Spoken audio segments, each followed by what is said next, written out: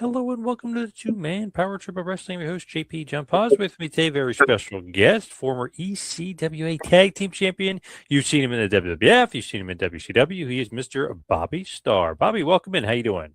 How are you, buddy? Doing good. How you doing? What's going on in your world? I tell you, about a year ago, a little over a year ago, I was put into the Hall of Fame for the USW in Delaware. And for some reason, it's like I thought that meant you were retired. And I've wrestled more in the past year than I have in the past 10 years. So, it's pretty cool. But at 54 years old, it's kind of like there's a lot more pain in this stuff.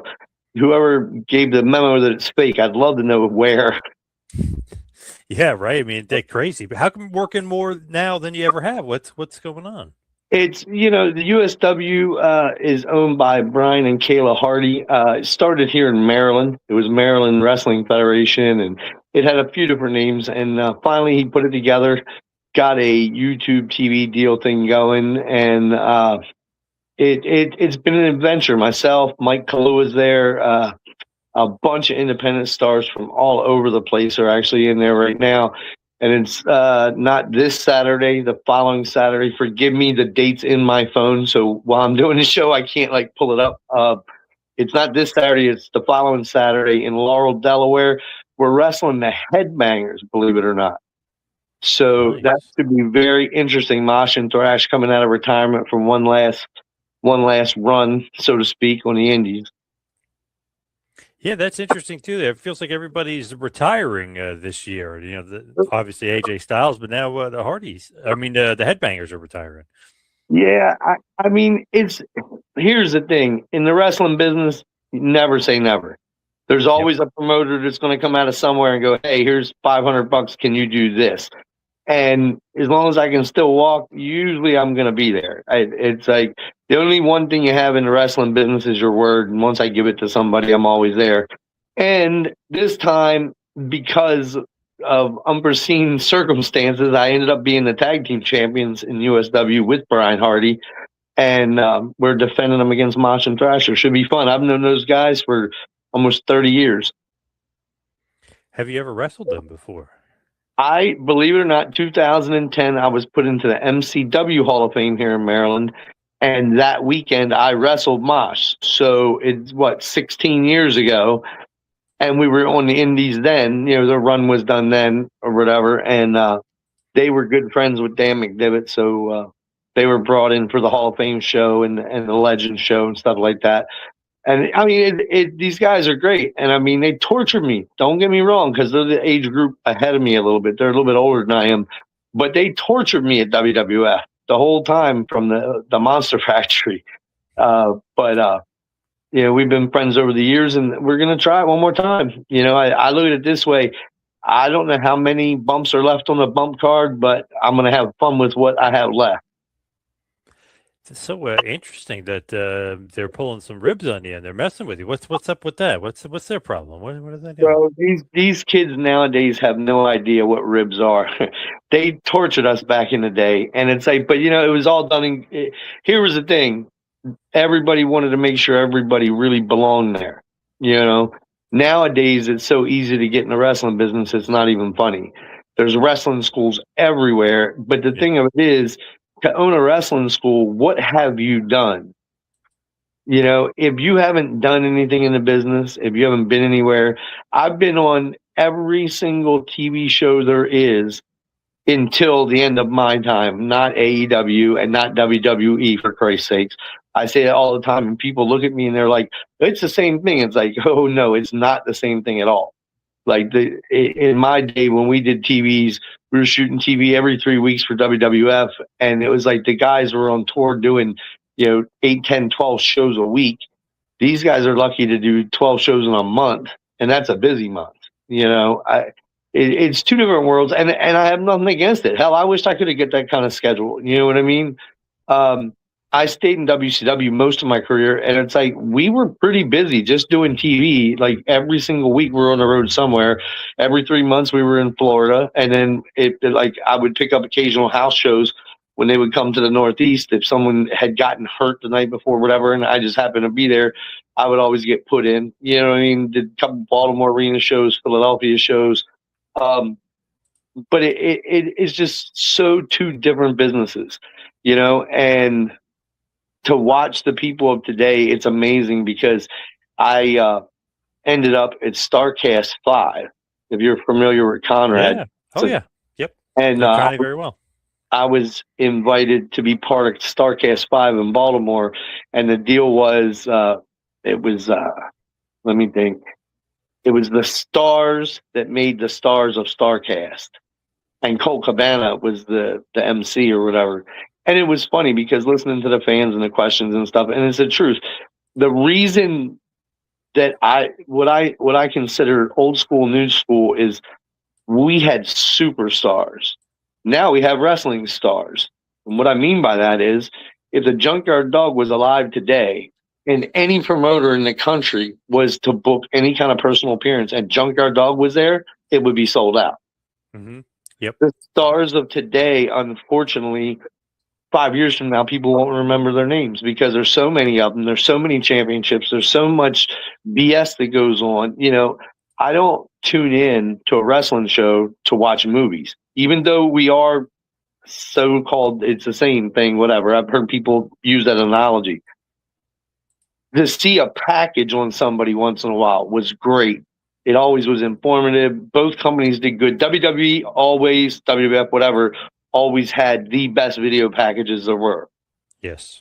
Because obviously they have more footage than anybody also. But nowadays, it's like how much time on a 3-hour show or a 2.5-hour show? I mean, Netflix is a very strange deal that they have because it's almost like they flip a coin of how long they're going tonight. It was not when I worked there. Monday Night Raw was 2 hours and 5 minutes or something, like every single week. And then when I went to WCW, Nitro was what was it 3 hours and 10 minutes or something? We always went into that to bite into the ratings for the next quarter hour. Yep. And it's like, but now you never know when the show. You know when it's coming on. You never know when it's going off. And for Christ's sake, somebody please do promos before they go live. They've got 50 B squad announcers. You tell me they couldn't do promos for the upcoming show. Instead, they sit there and make you watch the same stupid graphic for 15 minutes before every Raw. It's like, it just blows my, I'm usually eating dinner and it usually blows my mind. It's like, couldn't they do some kind of backstage something? You know, make it special because it's Netflix. Yes. You know, and AEW, dude, I don't know Tony. I've never met him, even though he was at that StarCast I was at. I didn't get a chance to really meet him. The man's paid a lot of money to become number 2. It would be great to see him become number 1. I don't think that's physically possible, not with Netflix behind WWE. But the thing of it is, and you'll laugh at this, but I think you're old enough and you're a fan of the time I was at WCW, you know, in the mid-90s. Our Wendy's commercial got higher ratings than Monday Night Raw's main event. So that could, people used to laugh at me. Oh, you're a job guy. You're on WCW Saturday night. It's like, okay, run the Wendy's commercial. We'll blow them right out of the water. Like it's insane, and it's sad at the same time to know that at one time we had almost 50 million people tuning into wrestling, live wrestling every week, and now they can't get 1.5 million, you know, if they're lucky. And with the Netflix thing, I'm not a big technology buff and stuff, but I don't think they could even figure it out because you can't use a DVR on Netflix, but at the same time you can watch it anytime you want. I'd love to see how they figure out exactly how many people are tuning in live. You know what I mean? Yes. Because in our day with Eric Bischoff, which was basically the boss most of the time I was there, but him and Bill Watts and Dusty, it was my era down there. And it's like, that's what we live for. When the ratings came out, boy, it was either a good day or a bad day. If the ratings were good, everybody was happy. If not, they were busting ass. You know, it's like, but, you know, everything changes, I guess, with time. I mean, hell, the Headbangers used to wear skirts. I want to know what they're going to wear to the ring 2 weeks. We'll see. Let's see. Yeah, we're going to find out. Yeah, that's true. That is so interesting, though, like as far as like live versus actual watching it, just because the viewing habits of the viewer, it seems like it's changed big time. Like they want to watch it in clips, or they want to watch it on YouTube, or however they want to watch it. I don't know how many people are really, you're right, like watching it actually live, like I when don't. the show's actually going on. I honestly don't think people have the attention span anymore. You know what I mean? And at the same time, rarely do you see Ricky Steamboat against Ric Flair. You get what I'm saying? Like, The you got best. to get somebody to pay attention that long, you got to give them one hell of a match. And I will say this. In the last few weeks, I've seen some really kick-ass matches from both companies. And I'm not going to name names. I'm just saying it's not that the boys and the girls can't do it. Put a lasso on the girls. Not that they're not talented as hell. I know, like Mickey James and Lita and all, they all came through MCW here in Baltimore. Great girls, amazing athletes. But come on, they got to make up their mind. Either get an all-girls show, which the girls deserve to have their own show, or you got to figure out something, because you don't tune in to watch girl match after girl match after girl match. That's the whole idea. Now they've got so many people under contract, so many females, so many males. Like, where's the midgets, for Christ's sake? I want to see midgets. I want to have fun watching wrestling again. It's like 90% of the stuff is not believable. And it's like, that was the thing. When I got in the business, we were taught to make it look as real as possible. And if you have to, make it that way to make the viewer the whole kayfabe thing. I come from a different era. Like, these guys nowadays, like these TV shows that they're putting on Netflix just blow me away. And you would know the name of it. What is the most recent one? Because a lot of the older boys have been bitching about it, because it's like, you pull back the curtain so far and you get people's interest. Unreal, yes. Yeah, that's it. You pull back the curtain too far and you kill it. Because, truth be told, we're just like everybody else. We're human friggin' beings, and then we just chose a very strange job. You know what I mean? And it's like, I come from an era where every night the ring was different. It wasn't the same ring every night, so you never knew what you were stepping into. These kids of today, these are state-of-the-art rings that if there's any issue with them, boom, they're gone. They got a new one. You know what I mean? Mm-hmm. It's kind of like, if you look at these beautiful championship belts, I always make comments about that, because the last time I went to a WWE show, I saw a case of belts. It was a big road case, and it's just full of belts. And I'm like, what the hell is that? We only had like maybe one backup. They've got like 20 backups, and every week it's a brand new shiny belt on television. It's like, give me a break. I used to watch the guys walk in the dressing room and the belts look like hell. You know what I mean? But they meant something, because there wasn't many of them. Now there's 8 million belts, and really, in all honesty, and this is to take no credit away from anybody, what does it mean? In all reality, if everybody's got a belt, then what the hell are we here for? We're supposed to challenge to go up the ladder. You know what I mean? Like, yes, that's where stuff's changed. And I mean, I'm not saying that's a bad thing. I'm just saying that's my opinion, and everybody's got one. You know what I mean? It's like, when I got in the wrestling business, I came in with people like George the Animal Steel and Kamala and Hogan and Sherry Martel, which was a real close friend of mine. I was there the night that Booker T and Stevie Ray walked in the dressing room for the first time at Center Stage in Atlanta, Georgia.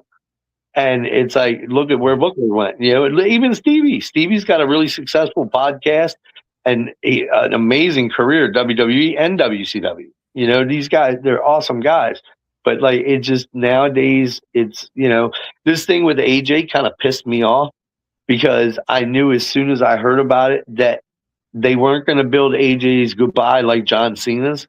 And not to say he is a John Cena, but AJ Styles is just what his gimmick is, phenomenal. I've known AJ for years and years, and I think he deserved more than what they actually gave him. You know what I'm saying? It's like, if it's legit, if it's not, and it is wrestling, so nobody knows for sure except for the top couple people. AJ deserved to go out better than that. You know what I mean? After everything he's put in the business. I mean, look at the Tokyo Dome shows. You know what I mean? Like, holy shit. And then he comes to the United States, and yeah, he got paid well, and he did an amazing job, but it was nothing like when he was in Tokyo. What's the name of the group with the Young Bucks? It was the Bullet Club. Yeah, the Bullet Club. I'll never forget. I actually watched those shows. I got up in the middle of the friggin' night here to watch them because I respected them and because it was just amazing to watch how the Japanese audience acts now as what they did back in the early 90s. Oh man, those were the days too, man. When the Bullet Club was running strong, that was the best. Especially with AJ, that was the best. When they took the NWO to Japan, it was amazing.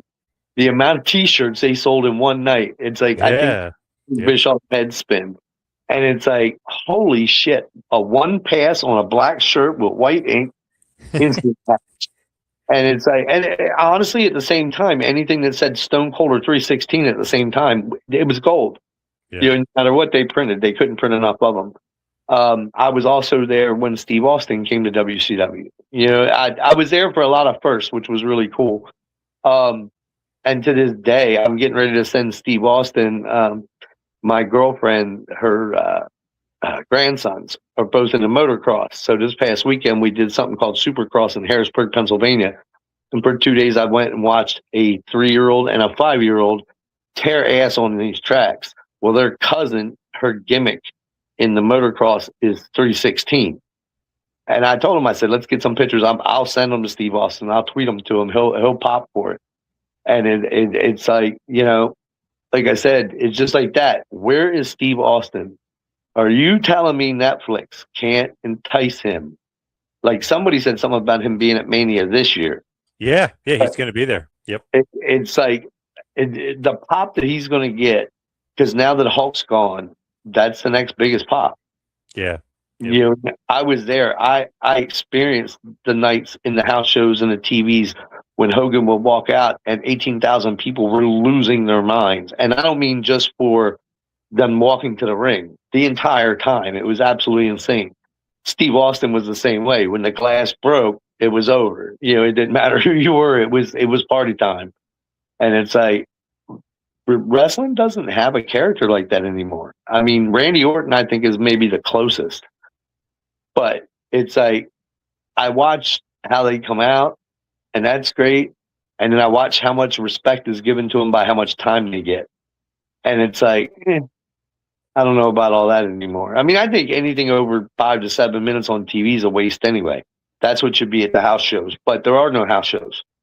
So, you know, that's a forgotten thing. And to get back to what I was saying between stars and superstars, that's what's missing.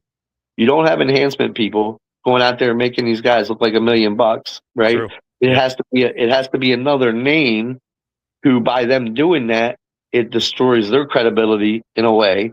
Okay, it eats up all these different matches that should be on house shows to draw or on pay-per-view, and that's where the difference to me, a star versus a superstar or a mega star or whatever. There's just so many people I could name off that most people have completely forgotten about that were insane stars, like Captain Redneck, Dick Murdoch, Dick Slater, Wahoo McDaniel. I know Manny Fernandez is still with us, and so is Ricky and Robert. But I mean, the closest pop that I remember down south as to the Steve Austin and the Hogan thing was the American Dream, Dusty Rhodes, maybe the Rock and Roll Express in '86 they were on fire, and the Road Warriors. You know, and it's funny because I've wrestled most of these guys, and it's like you stand there and you look around and go, really? Holy shit, I am done. No matter what I do, it doesn't matter. I'm done. Yeah. Oh my God. Yeah, they're monsters. Yeah, and it's I'll never forget. I wrestled the Road Warriors in Hamilton, Ontario, Canada, Cops Coliseum, out of the country for the first time. And I'm standing there, and they had that stupid puppet Rocco. If you remember, for a little while, Paul Ellis that was so bad. Yes. So they were so pissed off about it that night Paul leaves the puppet in the dressing room, and right before the match, they're going to come out, go up on the thing with Mean Gene, do their promo, walk off. You know, they go to commercial, then they come right back out in the next match against me and a guy named Bobby Knight. I'm standing in the ring and I'm watching them do the promo, and halfway through the promo they stop talking. I said, "What is he doing?" And they go, "Oh shit! Watch what I know what Vince is going to do." They walked through the curtain. Vince made him come right back out and do it again with the puppet. Right. Oh, yes, of course. So Yep. now they're pissed. They're not happy. And I'm thinking, I'm looking at the referee and I go, what did I do wrong? And he goes, what do you mean? I said, what the fuck did I do wrong, bro? And I turned around into a boot from Hawk. And it was so fun because I knew those guys from when I was a kid. And they just thought it was the neatest thing that now, I did the whole thing. I went to the school, which was almost impossible back then to do. And then actually made it up there to actually work with them because, I don't know how much you know about my background, but I traveled with Dwayne Gill, Barry Hardy. That was kind of the team for the North for going to WWE. And if you wanted to go to WCW and work TV, you would come to me or Scott Demora. The Canadian guys all went to Scott, and everybody on the East Coast came to me, and boom, away we go. You know what I mean? I would keep books on everybody, and Jody Hamilton, who was in charge of TV at the time at WCW, would call me and say, hey, I need 5, 6 guys, whatever. And they were doing the same thing. Tony Guerrero would call Tony or Renee would call Dwayne or Barry and say, hey, I need 5 or 6 guys. And there for a while, we kind of crossed it up and we were on both TV shows. I was on Raw and Nitro at the same time. They didn't like that. I was told that they were going to take care of me. And I actually got a raise, almost double the money I was getting at the time to stay at WCW. There was a bunch of us. Me, Mark Starr did it. Frankie Lancaster did it. George South. At the time, the Hardy Boys were doing enhancement. Yeah. And it's as I'm saying, we've been around each other and known each other for so many years. And I'm glad to see Matt and Jeff doing well too. They're back at it again. Me and the guys that'll never die. You know what I mean? They're both phenomenal. And great family men and great people. How did that happen with WCW? Like, that you kind of became like the go-to guy for getting the enhancement. Like, how do you make the relationship with WCW? Well, in Baltimore, they were coming here for TV, and I had done one television right as the NWA switched to WCW or whatever. I wrestled Nikita Koloff.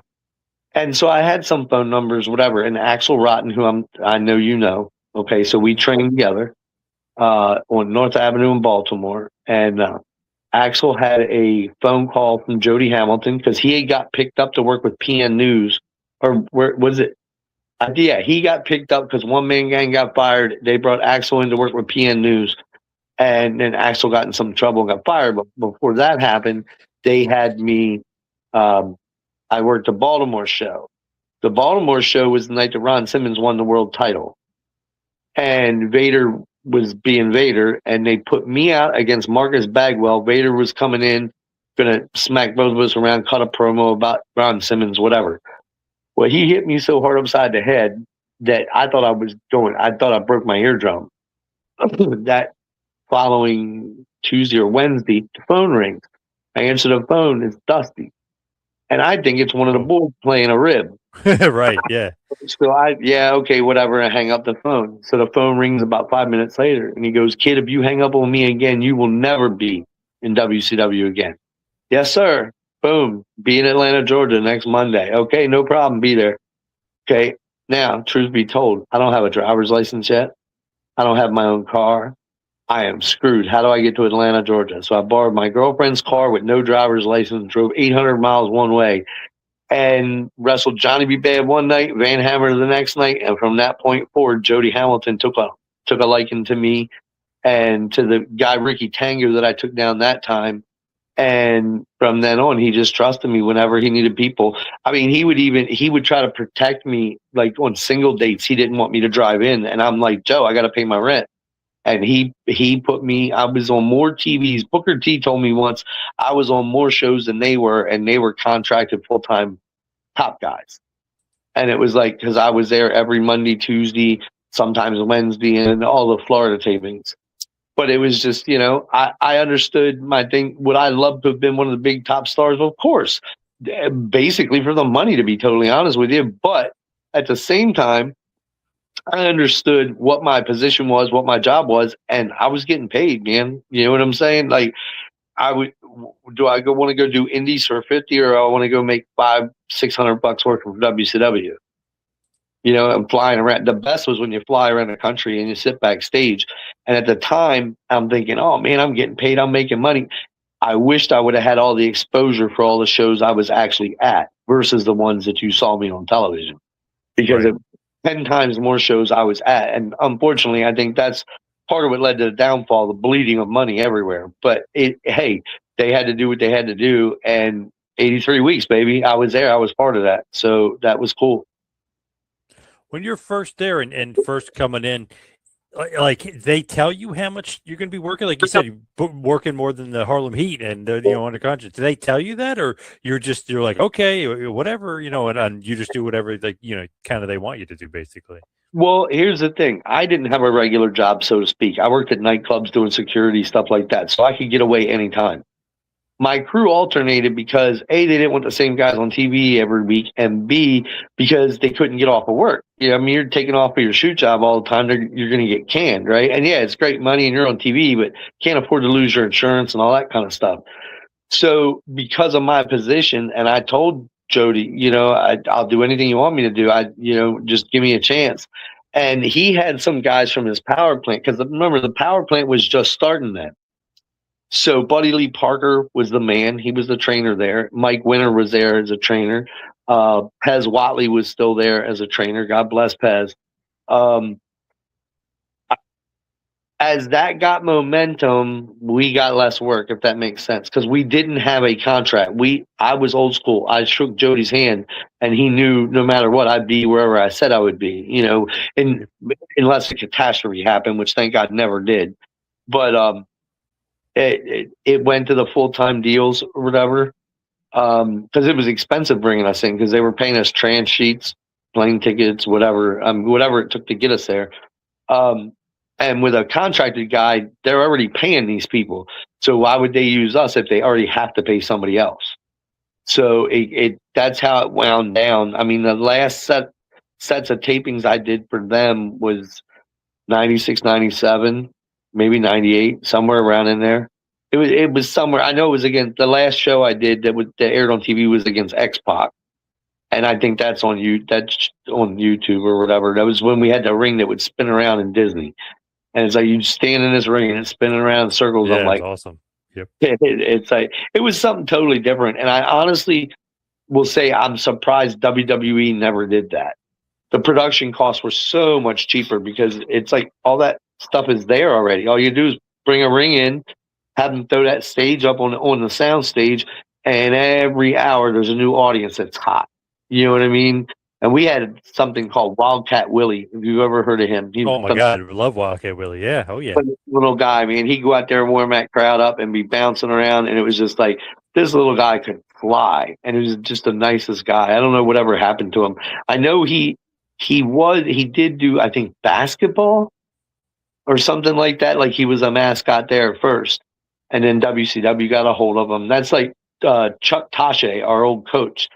God, I wish I could find him just to thank him. He kept me great trainer, legendary trainer. Yeah, he kept me and Brian Knobs and Jerry Saggs and a whole bunch of other guys. If it wasn't for him, we would have fell apart.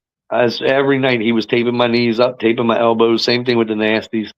But it was a really cool time, man. And what's weird and scary is like so many people are gone now from that crew. The original people, like Jody's gone, and like just so many of the boys and girls, like Sherry, Pillman. It's just, when you look back on it, it's scary. It's like, how am I still here? But there was a lot of things I didn't partake in. So I was young. That was the one thing back then. I can't say I'm young anymore, but I was young at the time. Because most of the guys back then were in their late 30s, 40s. And I come rolling in at 20. You know what I mean? So I got a little bit more time afterwards in the hell trenches of the independents. But, it's like even the indies, what these kids get paid on independent shows now is outrageous compared to what it used to be. Holy hell. I would have enjoyed doing independents, but I've done my fair share. I've done indies all over the country. So I was lucky when it came to that too. But once people pick up, there's certain crews. Like there was a guy named Metal Maniac. If you know Jeff. Oh yeah, I just talked to Jeff. Yeah. Okay, yep. So I ran the roads with Jeff and Tom Brandy and King Kalua. So nice. Like every weekend there's a show somewhere. Tom Brandy's the king of the independents. That man works more than anybody I know. And Mike Kalua, like I'm telling you, man, at his age, he's still rocking and rolling. He's actually the USW heavyweight champion right now. So we kind of share a dressing room every month at TVs. It's kind of funny, and we just sit there and talk about old times because God, there's a million of them. But other than that, like I said, all I wanted to do was help with the young kids and teach them, if not teach them in the ring, because a lot of them are technically better than I am, and I can admit that, but they don't understand. There's a difference between, okay, real heat. How do I put this and make it make sense? Okay, in our day, when you got heat, they wanted to kill you. They'd look for you in the parking lot. Ask the Midnight Express. You know what I mean? When they were working with rock and roll or with the Road Warriors. Nowadays, all they want to do is shake your hand and get your autograph. And it's like, that shit didn't happen back in the day. Like, heels were heels. Like the old Bill Watts way. People complain about how Bill Watts was. All he expected you to do was protect what pays your bills. You know, does that make sense? Yes, 100%. Yeah.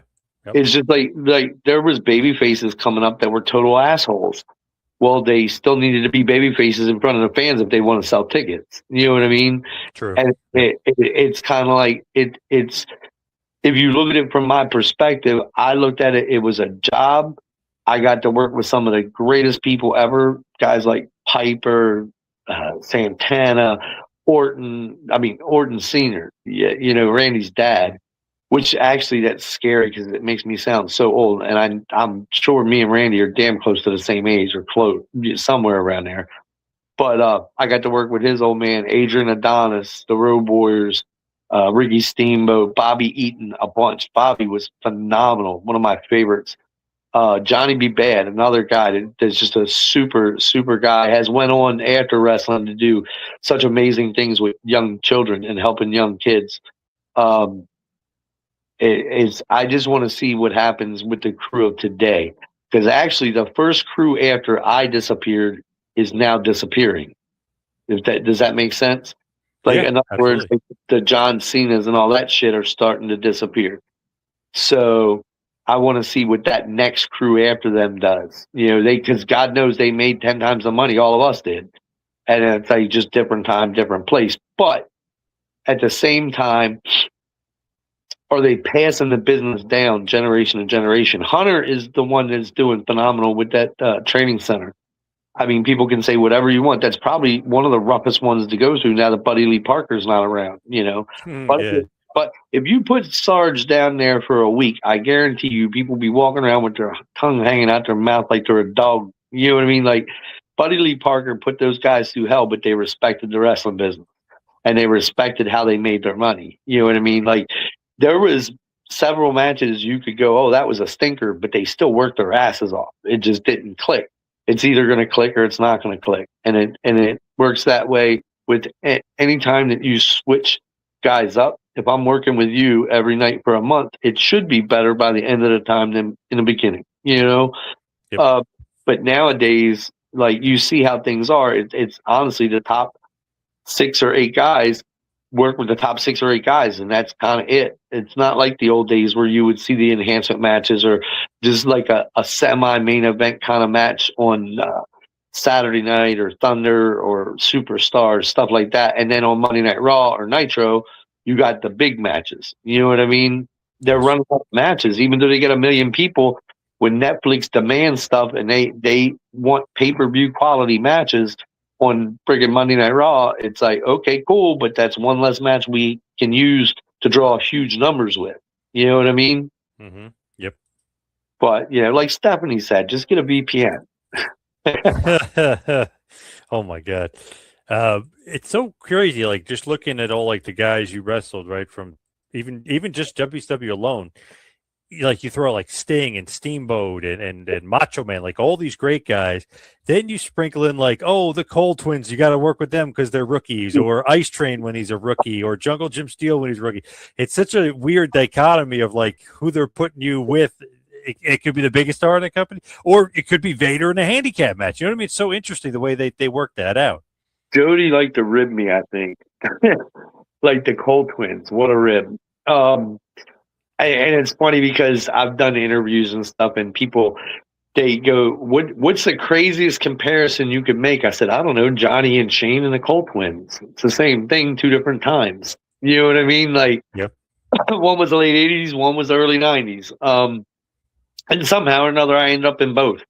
But yeah, I mean, I was very, very fortunate. Jody Hamilton, without even realizing what he was doing, made a lot of dreams come true for me, not just because I was at the big show, but because of the guys I got to work with.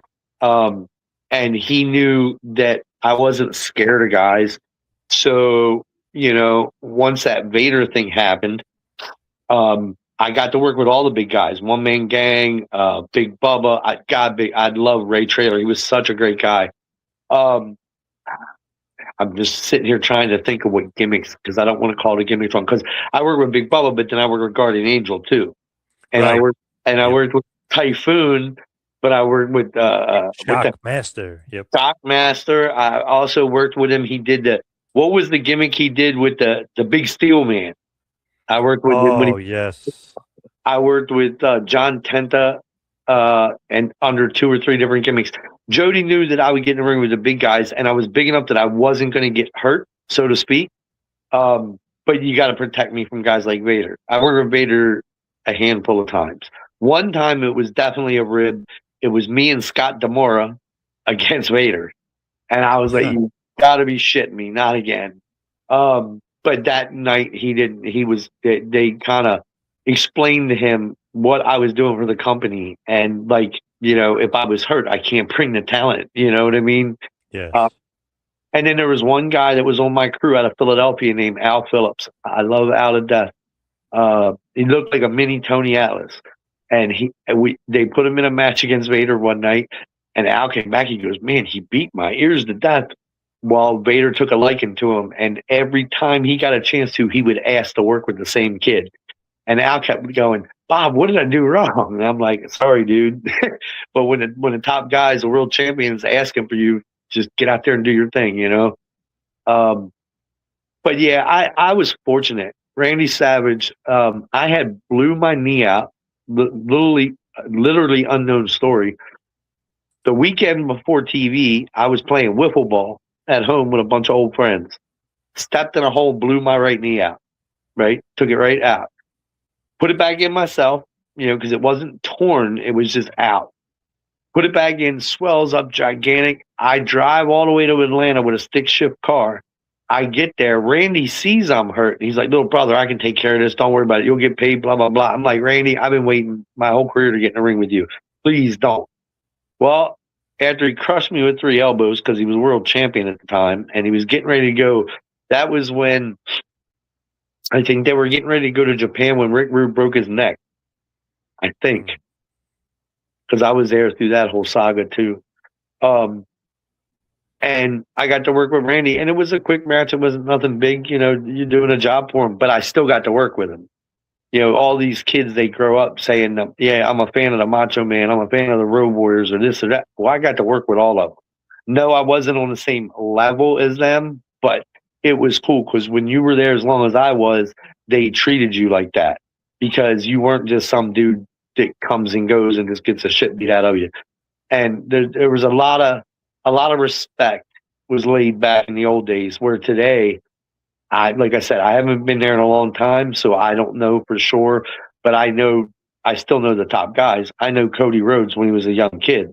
You know what I mean? Like, I would see him hanging with his dad at Center Stage or at you know, Gainesville, Georgia, or wherever. And it's neat to see how big it's gotten, but at the same time, it makes me wonder because, like I said, without house shows is where you perfected your matches to go to the pay-per-view. You know, you do 28 days with somebody, and then you'd see them go to the pay-per-view with them. You know what I mean? These guys have got to do it, like, I can't say a dry run because most of these matches have been done 20 times, you know? And you can see since Hunter took over where he's trying to change so many things. And it's like, I give him credit because with all the other stuff, plus he's got 3 kids, plus he's married, you know what I mean? trying to juggle all that shit. Like anybody that would give him any hell whatsoever has got to be crazy, you know. Wouldn't want to do that, Joe. Yeah, and how many hours a week they were? Oof, crazy. And how many hours of shows they got to put on? It's crazy. Yeah, they don't have time off anymore. Like, because Hunter is the top of everything. So no matter what, if he's not doing it at the arena that you're at, he's flying back to the office and doing it, you know, from the office.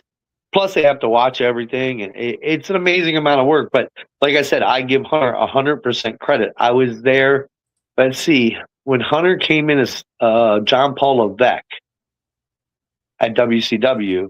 Yep. The very first show that I went back to New York to do TVs, when we were allowed to do both, he was already hanging with Shawn Michaels and driving the click.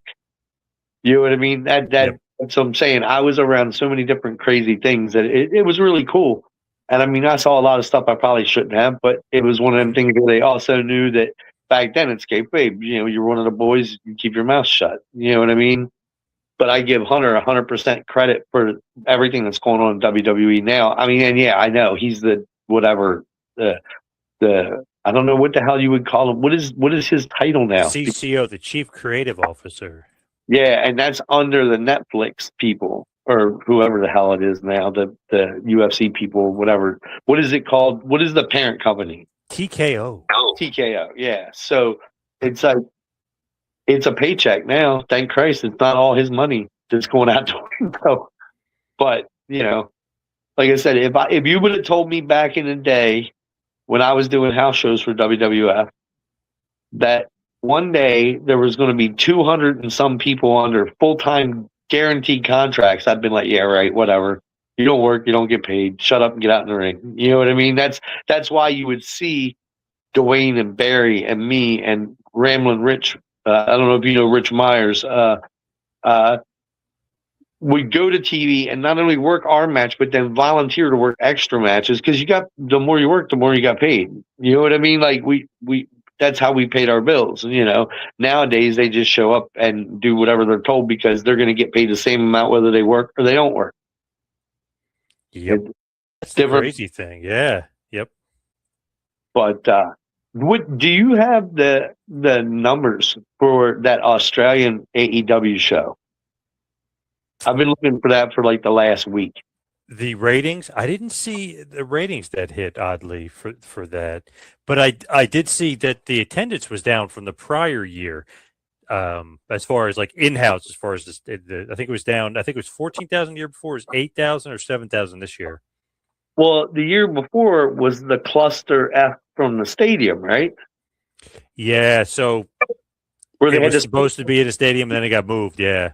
Yeah, and right there, you knew they were. That's why I was blown away when they said they were going back there. I'm like, oh boy, you stunned them last time you were there, and it's like if you think, let's see how this works. And it's like the thing of it was the show. What I saw of it, because I DVR everything and try to watch it when I get a chance, but everything looked phenomenal. Like they did a great job, but like I don't know if it's internally or what the deal is. It's just like everybody wanting to go over to England. Okay, well, TKO can afford to lose money if they have to. And it's like, it's not like AEW's hurting for money, but like they really shouldn't be flushing it down the toilet. You know what I mean? Like, maybe it's just an old school business thing, but it's kind of like WWE, you watch in the next 5 years, if WrestleMania goes off in Saudi Arabia, which you know it's going to because they've already probably paid for it, you're going to see more and more and more move out of the domestic market overseas. And the reason it's selling overseas is for years and years, they got magazines or saw it on TV, but they couldn't go live. You know what I mean? And now look at the way the WWE does it. Come be part of Monday Night Raw. It doesn't advertise a match. In my day, they advertise the top 3 matches always. And that's what would draw the people in, you know. And if you've ever seen the videos, the backstage videos, that's where you see somebody thanking The Undertaker for the house or thanking Stone Cold for the house because it's their name that brought the people. And then it's our job to keep the people. You know what I mean? Like, if all the other matches suck, then nobody will come back. Or in my case, at the end of WCW, when every friggin' match on the card changes every night after you advertise that wasn't good. But that was what contracts got.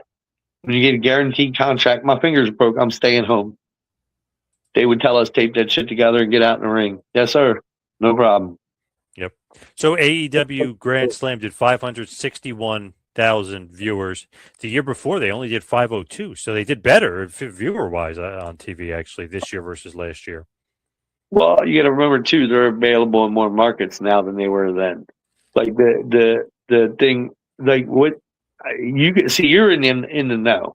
So, like, I can finally ask somebody questions that might actually have an answer. Right. No, for real. I mean, because you guys, like my girlfriend asked me, okay, you're going to do an interview tonight. And I'm like, yeah. He's like, well, who are these people? And I tried to explain to her. I said, you don't understand. This guy's the podcast or whatever goes everywhere. It's like when you look at the top 10, he's right there with them. I said, and it's like, that's why we do this. That's why I still do interviews. That's why I love to talk about the past, because I don't want people to forget. Yeah. The worst thing that could ever happen is people forget. And it's like, it's funny because I'll go do these indies, and it's funny that people still to this day remember the outfits I wore on television in 1993. Well, I still have them because my designer was phenomenal and all my stuff was like top notch. Getting ready to get new stuff because it's getting a little bit tight as I get older. But something that stupid as the wrestling tights, they don't always remember you, but they remember what the outfit looked like and they remember what the gimmick was. And it's like you asked today, and it's like I watched Charlotte. I would like to have just the money that Charlotte spends for ring gear for a year. Holy crap! Yeah, that my paycheck, I'd be a wealthy man. I guarantee it. And her dad was the same way. You know what I mean? It's like you got to always change things up and make things not different, but look different. I don't want to look like the same person every day. You know what I mean? They know I'm 245 pounds and I got red hair. Big deal. Okay, so let's make the rest of it fun. But, and I know you're probably going, this guy's crazy, but I learned things from I did the Jerry Springer show. I was supposed to do, what was the girl's name? She was a blonde-haired girl that worked for the same television company as Springer, and I was supposed to do her show, but the week before, she had two guys on there, and the one guy was gay and announced that he was in love with his best friend from high school. They went home. Dude shot him in the chest 4 times with a shotgun. Oh, yeah. Jenny Jones. I was supposed to do Jenny Jones show, too. And so like in the mid-'80s, I'm sorry, mid-'90s, pro wrestling started to go a little crazy because the Iron Sheik was on Jerry Springer, too. It was like a constant influx of pro wrestlers going to do the Springer show. And the producer said to me, I don't know how you guys do that. I said, listen, you just give me an idea and I'm going to run with it. I said, I'll make sure I keep the language clean and no weird gestures, nothing like that to get you in trouble with the television people. But you just give me the idea and let me run. Trust me. And it was me and Lexi Fife. If you know Lexi, a female pro wrestler from down, I think she's in Tennessee. And, we just tore them up, man. People loved it. The ratings went crazy on that week's episode.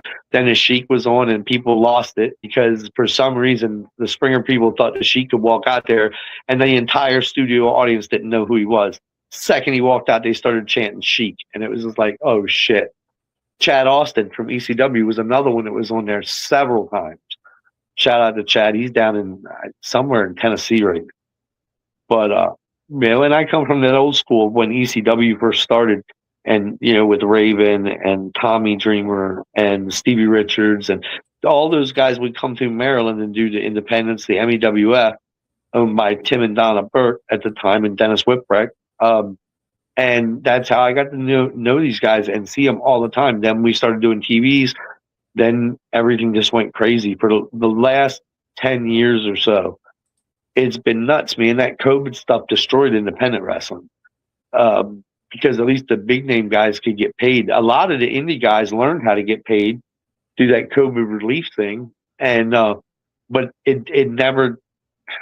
Since it's come back, it's like the people they're starving to see real pro wrestling. Just get out there and wrestle. Shut up and wrestle. That was my favorite T-shirt. Shut up and wrestle. But I don't know how much you know about all the indies on the East Coast, but like the MCW doing phenomenal business here in Baltimore. They run so many shows, it's insane. The work they have, the crew they have, I give them 1,000% credit. The USW, they're doing good. Like I told them, slow burn. Start it slow to get your TV. They're doing the TV tapings are like an old school TBS. Like you remember when they were in Atlanta at the old the top, not at center stage, at the television studio. Yep, it's the same idea. It's a very small studio audience. They usually, when they come in, they get to see 4 1-hour TV shows, which is 45 minutes a show or 50 minutes a show. So, it's kind of neat. A couple of weeks ago, we ran TV and let me think, Scotty Too Hottie, I think it was, stopped by. He was he was doing another indie and he slid by and just stopped and say hello. Jay Briscoe's son has stopped by a couple of times because it's down in that area in Delaware. And I think it's going to be a really good thing. I think it's getting close to the time to hang the boots up and just be the backstage producer kind of deal. You know what I mean? Yep. And I like doing that. Like I said, if I can pass it down to the younger kids and let them know what we went through to get them to where they are, I love to do it. You know what I mean? It's like when we were young, we were taught to shut your mouth and keep your ears open always and listen always, because you'll learn more in the back seat of a car than you will at the gym. You know what I mean? At the wrestling gym, because that's where it all happened. Ask Kevin Nash, talks about it all the time when he does podcasts, that, more business got done at the titty bar and in the back seat of a car from going from town to town than anywhere else. You know what I mean? Because you're amongst the boys and everybody knew who could work and who couldn't work and who was a pain in the ass and who wasn't, and that's where business got done. And it's like, I'll never forget, I saw Kevin Nash in Salisbury, Maryland. I was picked to do that NWO empty arena thing. And I drove down because it was close to my house. And I get there and I start talking to Kevin. I'm like, yeah, man, the only show I haven't ever done is Thunder and Nitro. I said, I'm on every other TV show. I said, I'm on Saturday night every week. He goes, all right, Dirty Red, I'll take care of it. Next thing I know, JJ Dillon was calling me, get me plane tickets to Denver. And I forget where my first Thunder was, but it was just like, no problem. And it was the Buddy Network back then, because Kevin knew that if I was there, I could work with anybody. You know what I mean? So it's there was several guys, Frankie the Thumper Lancaster, Mark Starr, Buddy Lee Parker. There was such a top echelon of guys back then that they knew if you brought them to the town, they can work with anybody, whether it be babyface or heel. They'll go out there and give you 110% every single time. I mean, when they made a mistake of putting me, it was, I don't know if you're familiar with the name Joey Maggs. Oh, of course, Jumpin' Joey Maggs, yeah. Okay, so I came up with Joey. It was me, Joey, Axel, a guy named Jim Leon, a referee named Dave the Wave, and a few other guys that all came up at the same time in the same gym. And so we end up in Philadelphia one night, and it's me and Joey against the Cole twins.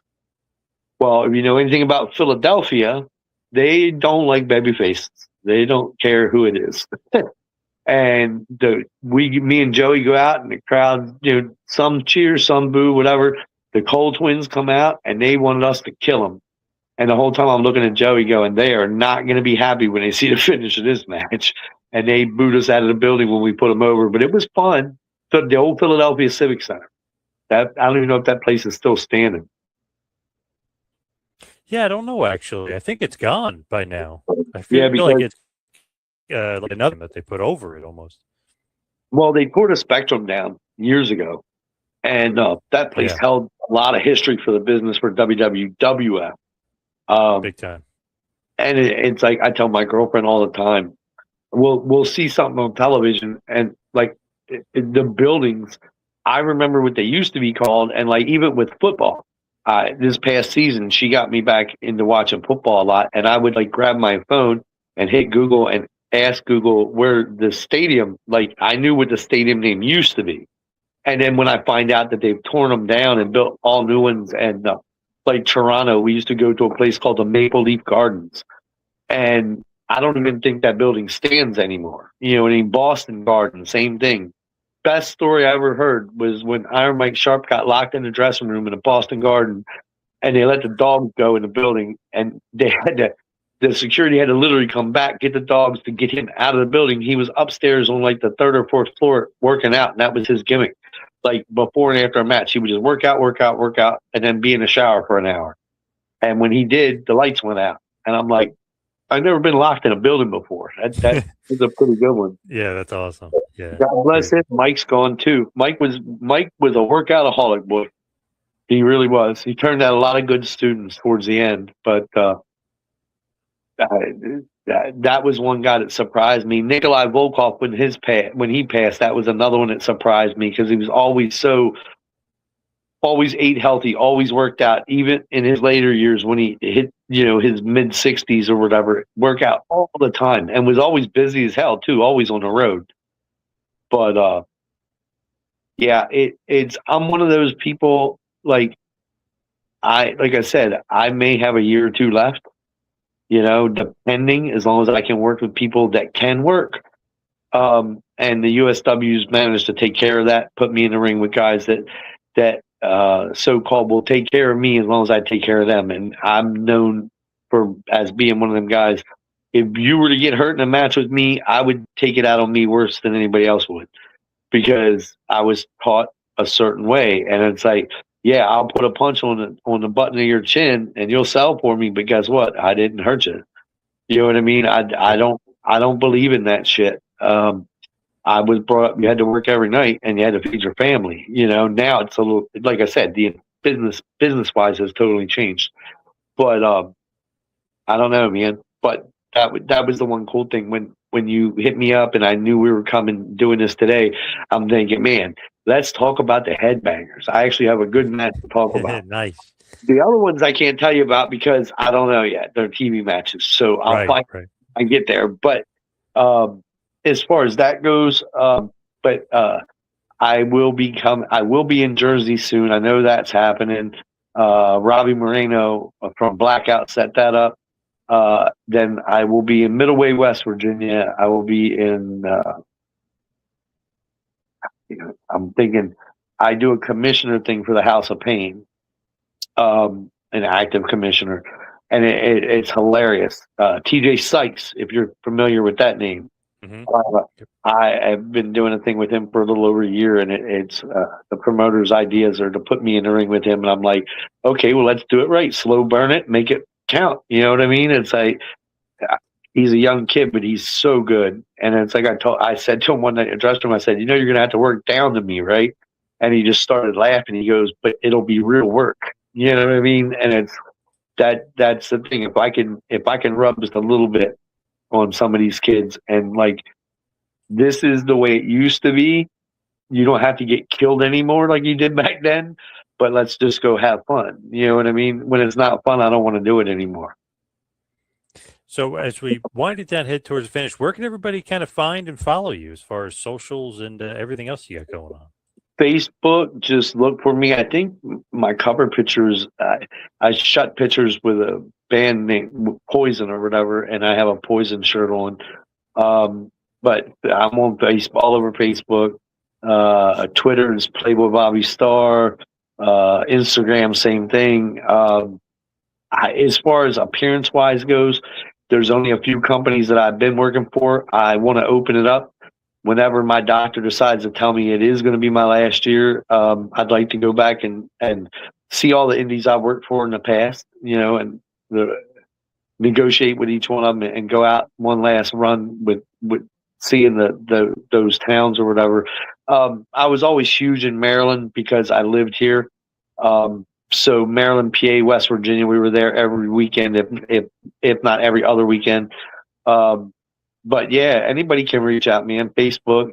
I'm not on as much as I'd like to be, but it's, I catch up with people. Like, I think it took about 12 hours for me to get back to you. As I scrolled through and I'm like, hold it, I got to hit this one. And I'm literally at my shoot job at 4:00 in the morning, sending out texts and messages. But it's one of them things. And with people like you helping, hopefully the next 2 years, possibly 3, should be interesting.